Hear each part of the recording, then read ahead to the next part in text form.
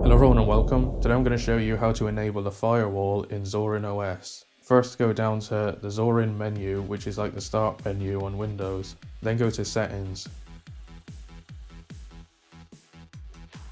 The settings window opens the last setting that you were looking at.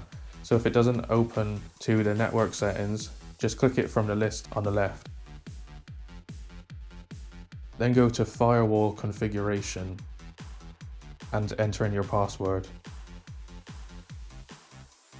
Next go to the status setting and click the toggle to enable the firewall on your computer. There's other settings you can change if you like, but that's how to enable the firewall on Zorin OS. Thanks very much for watching and I'll see you in my next video.